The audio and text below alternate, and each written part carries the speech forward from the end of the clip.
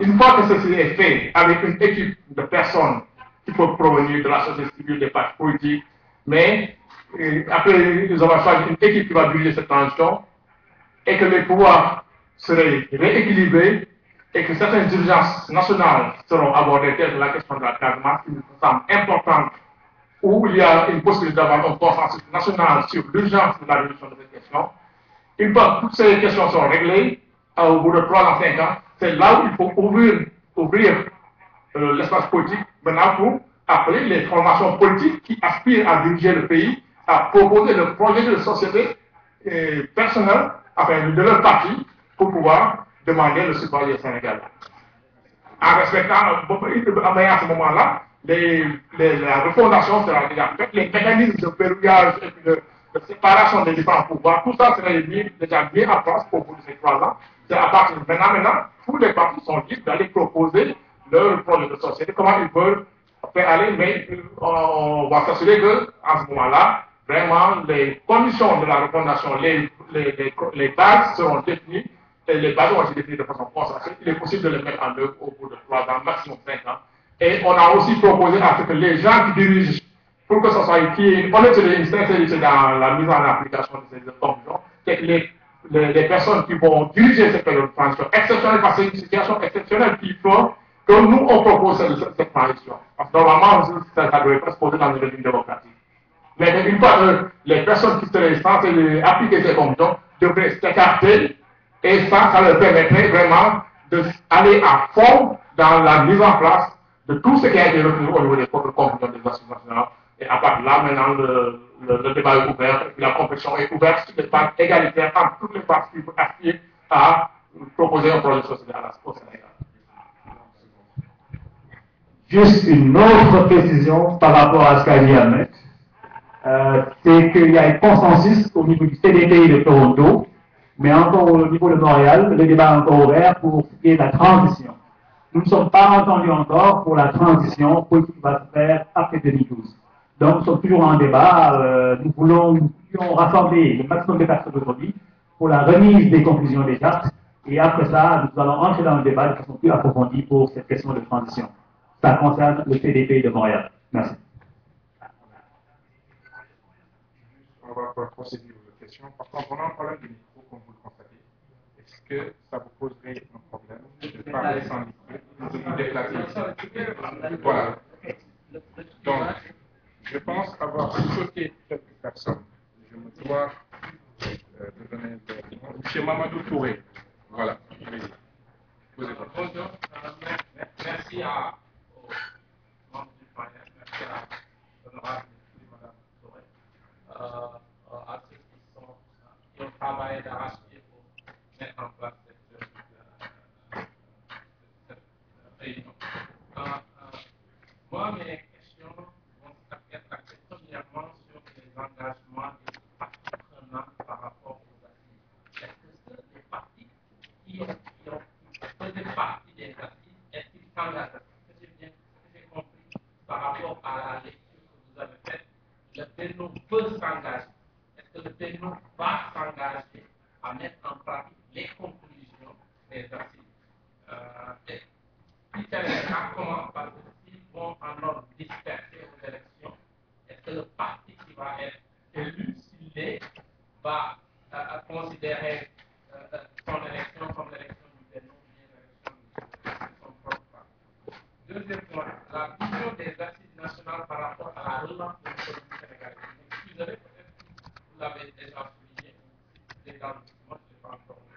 Quelle est la vision ou bien quels sont les mécanismes que, par rapport aux assises qu'on doit mettre en place pour que le Sénégal reprenne, se remette sur les rails du développement. Si je dis se remettre, parce que je me rappelle en 70, vous allez au Salou, c'était la capitale arachidière de toute de l'Afrique de l'Ouest. Le Sénégal est le deuxième exportateur mondial d'arachide plutôt. Donc, moi je parle de relance de l'économie. Est-ce qu'il y a des points qui ont été soulignés par rapport à la relance de l'économie et comment mettre en place cette relance? Je suis un peu confus par rapport à la transition dont vous parlez. Je ne comprends pas si une transition de quoi vers quoi Et s'il y a transition, ça devrait être un groupe de partis qui, comme ils le veulent, en un seul groupe, va être élu et ils vont mettre en place une transition. J'aimerais que vous nous clarifiez, nous éclairez sur ce point de transition. En tout cas, moi, personnellement, je ne suis pas contre. Et pour terminer, un article de la Constitution sénégalaise que le président doit être exclusivement sénégalais. Moi, j'ai des doutes par rapport à nos 3 présidents, qui sont exclusivement sénégalais. Donc, avant même de parler sur les prérogatives du président de la République, j'interpelle non le membre des articles de la députée de nous poser cette question au niveau de l'Assemblée nationale, que je ne comprends pas que Abdoulaye Wade peut-être ou Abdou ou Senghor puissent rester 2 décennies en France comme étant des résidents permanents. Donc moi j'aimerais savoir si nos présidents, eux, ils violent la Constitution ou pas, s'ils sont exclusivement sénégalais. Merci. Alors, Adil Fall a posé sa question. Mamadou Stani aussi. Oui. Voilà, merci. Donc, Paul Kalombi. Justement, Merci. j'essaie d'avoir remercié la diaspora sénégalaise et Madame Maître Fatou Touré, qui a toujours honoré de sa présence et de l'activité. Je sais dire à tout le monde d'abord que je ne suis pas sénégalais, mais bien africain. Et je déplore le fait qu'on ne se connaisse pas. Je connais ici Madame Maître, n'est-ce pas? Donc, en notre statistique, parmi les aînés, les Africains se connaissaient. C'est un peu la question qu'a abordée M. Lo et un peu Madame. La dimension africaine. Dans vos assises, on n'avait pas fait allusion à la dimension africaine. J'ai posé Madame qui en a parlé un peu. Pourquoi je soulève cette question? C'est que j'ai été vraiment mal à l'aise par la déclaration de votre président Ouad à propos de la Côte d'Ivoire, quand il a dit que l'intervention française au Sénégal, en Côte d'Ivoire, était une intervention africaine. Dans la même foulée, il avait dit que la discrimination à l'égard des Burkinabés est pire en Côte d'Ivoire que la discrimination des Noirs en France. L'eau a fait allusion à la force de l'Afrique sur le sujet politique mondial. Est-ce que vous pensez que si vos assises de presse en ont parlé, si au Sénégal, vous avez un président qui opère pour une politique qui déplaira à la France, est-ce que ce président pourrait mener à dire sa politique sans que la France intervienne? Vous avez beau parler des assises, est-ce que vos assises, à elles seules, peuvent permettre au Sénégal de faire une politique autonome? Parce qu'aujourd'hui, je vois que l'Afrique, l'OIWA, pas la voix de l'OIWA, l'OIWA a demandé à l'OTAN de ne plus intervenir en Libye et même d'avoir outrepassé la résolution qui avait été adoptée par l'ONU. C'est tout ça. Madame, vous êtes députée, est-ce que vous avez déjà pensé un moment qu'au sein de l'Assemblée nationale, vous puissiez concevoir une des conduites qui réunirait certains députés progressistes pour ainsi avoir donné à l'Afrique une voix forte? Je lance aussi un appel aux compatriotes qui sont quand je parle de l'Afrique. Pourquoi ne penserions-nous pas à l'internation de la diaspora africaine?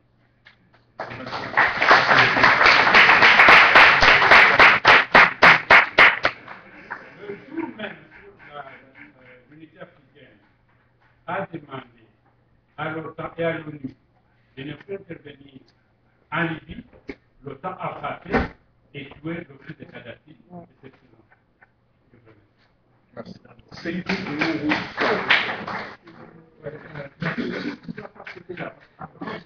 Votre nom c'est? Si, allez-y.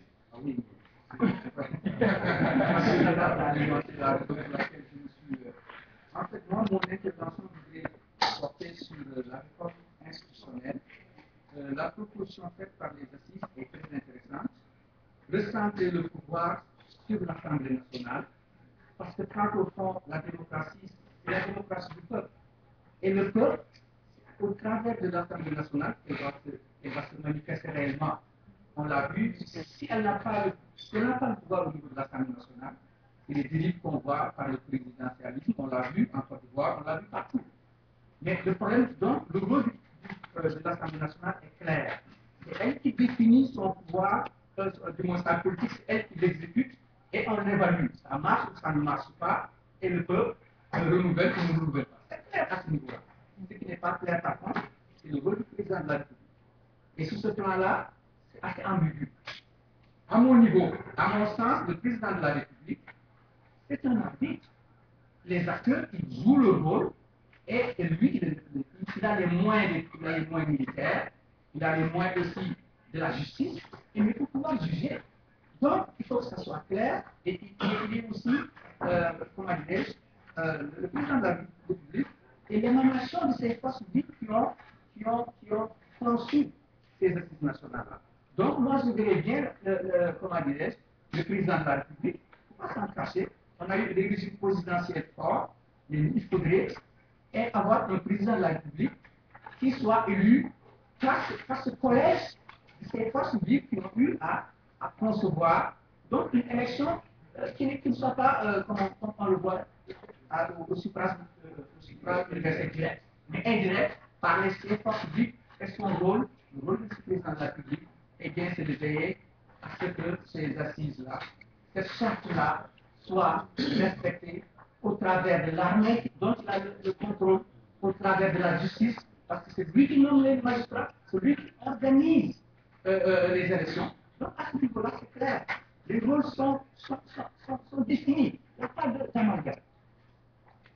Donc moi, ce que je voulais conclure, c'est que je ne sais pas comment ça va se passer en 2012, mais il faudrait une continuité de ces assises-là, même si d'autres prennent le pouvoir, pour que le peuple se dise, j'ai une organisation, et tout le temps, je verrai à ce que ceci se passe. Merci beaucoup. Alors, je vais donner la parole à deux autres personnes. Donc, c'est Moustapha Sani. Voilà, donc Seydou Rousseau, après Mounirou Diémé, et on passera la parole à Mme Ali.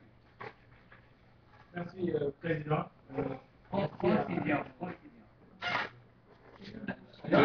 Deux à 4 minutes. 2 minutes, c'est pas fait. Prenez 2 minutes, c'est pas fait. Merci beaucoup. Je m'associe à mes prédécesseurs pour remercier l'honorable député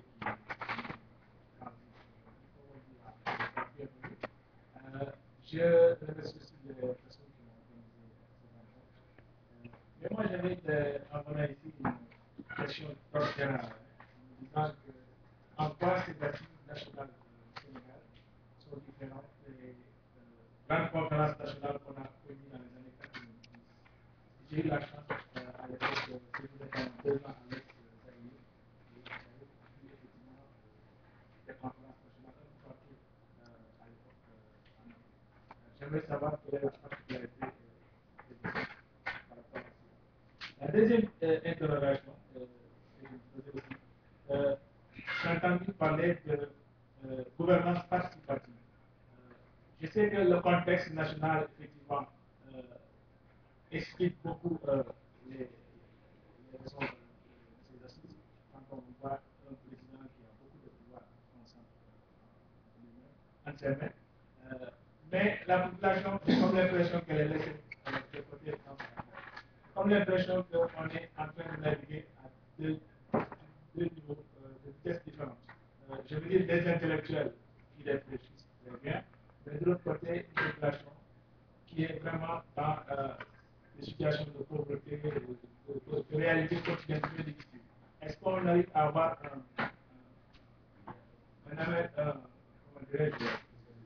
symbiose entre ces deux mouvements? Parce que c'est ça ma préoccupation, pour dire que dans les quartiers, comme vous avez dit, à Pikine, dans la banlieue, il y a des organisations qui se développent, il y a des jeunes musiciens qui développent des initiatives. Est-ce qu'il y a une relation possible pour que ces assises, effectivement, puissent trouver un ancrage au niveau de ces quartiers-là, de ces localités? Et la dernière question, vous l'avez un peu